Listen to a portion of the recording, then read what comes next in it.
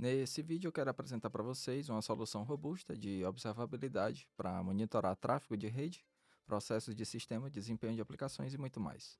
E BPF é uma versão mais recente de uma tecnologia chamada BPF, que significa Berkeley Packet Filter. O BPF é uma tecnologia mais antiga, criada há mais de 25 anos, durante a corrida de construção da internet. A ideia inicial era analisar o tráfego de rede e fornecer alguns recursos de filtragem de pacotes, em uma época quando o tráfego de dados era muito mais simples do que hoje. Mas vamos ao que interessa. Imagine que você quer saber exatamente o que está acontecendo em sua rede em tempo real, ou seja, analisar todas as comunicações TCP dos servidores. Mas você quer fazer isso sem prejudicar o desempenho do sistema operacional em produção. Bom, digamos que você resolveu construir uma ferramenta para analisar os pacotes TCP. O seu código provavelmente vai usar system calls pré-definidas no sistema operacional para interagir com o hardware e residir no espaço do usuário. Isso significa que ele vai interagir com um kernel que fará a ponte com o hardware. Mas isso também pode acarretar em muitas chamadas de sistema, troca de contexto entre kernel space e user space, e uma carga desnecessária no sistema. E é aqui que entra a abordagem BPF, adicionando pequenas instruções de instrumentação no kernel dos servidores. O propósito do eBPF é injetar programas simples baseados em eventos de syscall no kernel. Voltando ao exemplo, você reescreveu a sua ferramenta de análise de pacotes em um programa BPF. Uma vez implantado, o código será registrado em um evento de kernel, e nesse exemplo, de pacote de rede. Agora temos um programa que verifica os pacotes recebidos e enviados. Sempre que um pacote chega ao servidor, o programa BPF é iniciado e analisa o pacote TCP.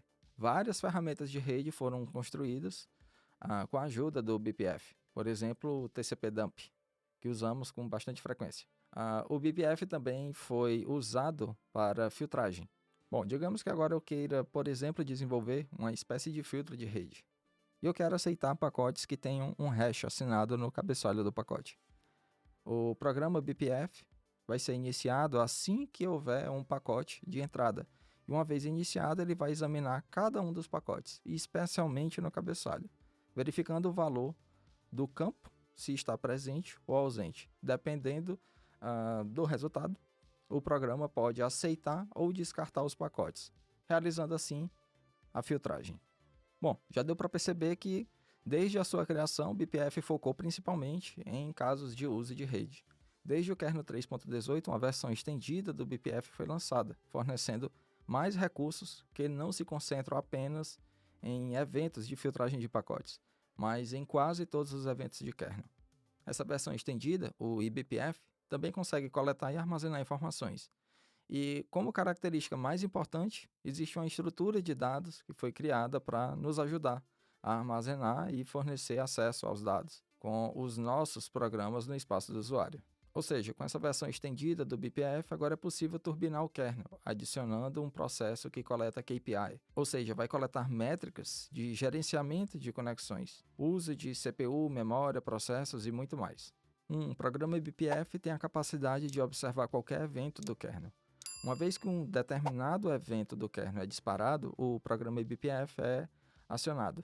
Mas que tipo de eventos temos? Bem, existem muitos eventos relacionados a quase todas as syscalls. Isso significa que podemos monitorar redes, sockets, operações de leitura e escrita em disco, a criação de um processo, uma thread, o comportamento de uma CPU durante a execução de um processo, além de stack trace e muitos outros eventos.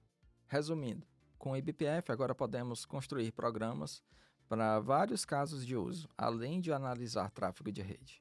É possível focar em segurança para filtrar o tráfego com base em funções específicas, separando o tráfego válido de bloqueado, além de rastreamento e criação de profiling. O eBPF pode, por exemplo, ajudar a coletar o fluxo de execução detalhado de um programa no espaço do usuário, relatando as atividades como instruções de CPU, e reserva de memória. E o último caso de uso, que no meu ver é mais importante, observabilidade. Como ferramenta de observabilidade, ele se torna mais eficiente porque não é necessário coletar as informações em tempo integral. Um programa eBPF é lançado exatamente no momento certo, quando precisamos medir algo. A questão é como coletamos as informações de um programa eBPF no kernel e como podemos transformar essas informações de volta a dados no espaço do usuário. Bom, para isso o eBPF vem acompanhado do BPF-map, que armazena dados em hashmap. Uma das principais melhorias fornecidas pelo eBPF é de fato o BPF-map, que é uma forma de armazenamento localizado no kernel. E por meio de syscalls específicas no espaço do usuário, podemos recuperar os dados armazenados no BPF-map. O eBPF possui vários tipos de BPF-maps. Essa é uma lista de alguns dos vários tipos que foram projetados para casos de uso específicos, de modo que esses tipos são basicamente formas de armazenamento, hashmap storage ou key value. Bom, BPF-map conta também com tipos array, que fornecem um armazenamento onde temos que definir o tamanho máximo e tipo. Outra opção é o tipo BPF-map array de CPU, que armazena, por exemplo, histogramas de latência por CPU. Ou seja, para construir um programa eBPF, é preciso saber que tipo de BPF-map vai ser usado para armazenar os dados. Na maioria dos casos, hashmaps e arrays são os mais comuns. Bem, escrever um programa eBPF parece complicado, mas existem libs para auxiliar. Por exemplo, o framework chamado BCC, que nos ajuda a construir um programa eBPF usando uma biblioteca Python. BCC significa BPF Compiler Collection. O principal foco do BCC é o recurso de Tracing Profiling.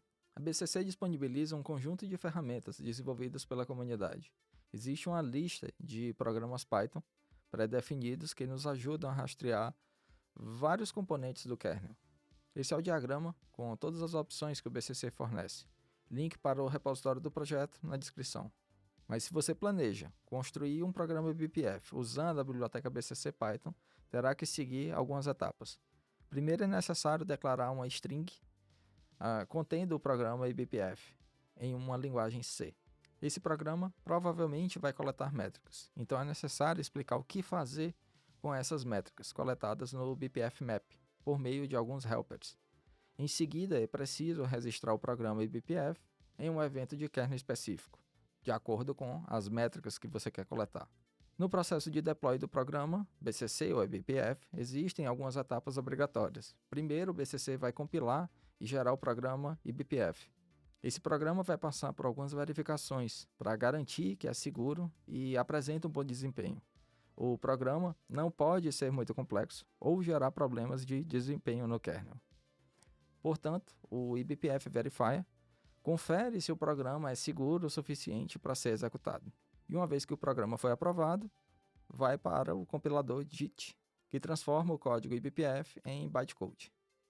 Bem, existem outras opções. Você também pode construir programas eBPF usando o BPF3, que fornece linguagem de rastreamento de alto nível de kernel, que está disponível desde a versão 4 do kernel. Portanto, é possível criar um programa BPF3 que será compilado para gerar o bytecode eBPF. E na sequência, vai seguir um caminho semelhante ao BCC, primeiro verificando se é seguro e depois enviando para o JIT. Temos também a biblioteca Go para eBPF, que vem acompanhada com alguns helpers, e uma vez que você desenvolver, vai seguir a mesma abordagem. Já deu para notar o padrão nos requisitos para escrever um programa eBPF. É claro que ele precisa ser leve e confiável, mas também precisa fazer uso de um conjunto de helpers para acessar os elementos do kernel. Esses helpers estão continuamente em desenvolvimento, então é necessário consultar sempre que for desenvolver. Por fim, o programa eBPF precisa ter um tipo. Os tipos mais comuns são o kprobe, basicamente programas para coletar métricas detalhadas a nível de kernel, e o probe, programas para coleta de métricas detalhadas no espaço do usuário. Nos últimos anos, surgiram muitas ferramentas usando eBPF com foco em segurança, observabilidade e performance de rede. Por exemplo, o Seal e o Hubble, que fornecem recursos de rede e observabilidade muito interessantes em ambientes bare metal e também Kubernetes. Temos também o Falcon. Falcon é muito popular e é basicamente um controle de segurança em tempo de execução no Kubernetes. Pixie, se você usa Kubernetes, provavelmente já ouviu falar desse projeto. É uma ferramenta com foco em observabilidade para Kubernetes. E temos algumas soluções de profile, como o Periscope, que faz profile contínuo. Uma versão do BPF3 para Kubernetes também está disponível e se chama kubectl3.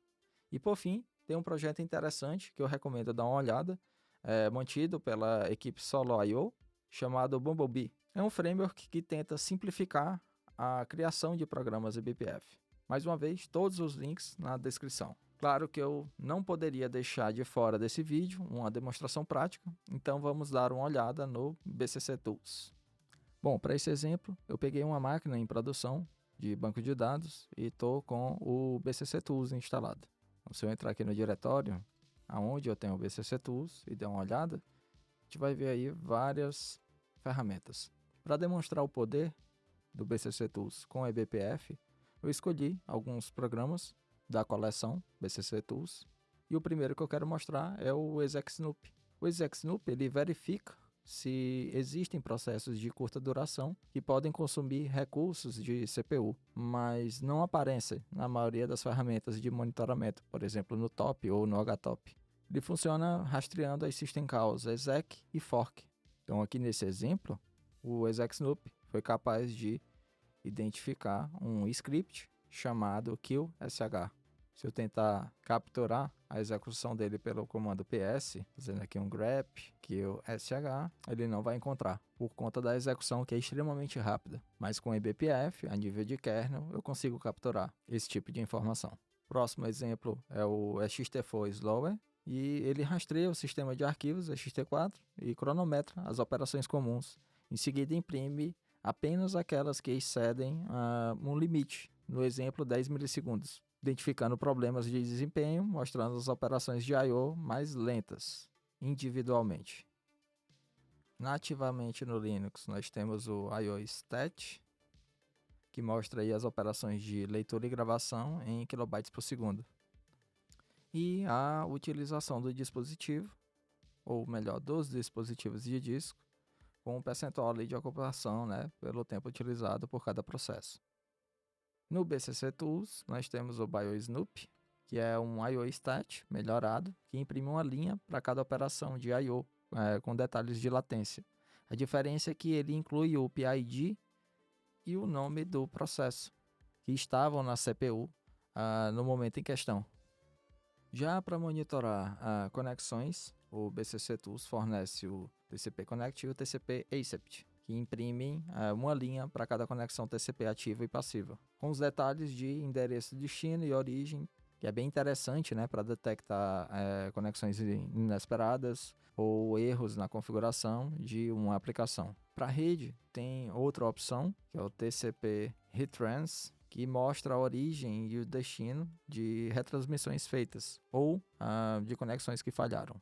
Para processos, temos o runKillet, ele mostra quanto tempo as threads estavam esperando nas filas de execução da CPU e exibe isso como um histograma. Se eu der Ctrl C, o histograma deve aparecer.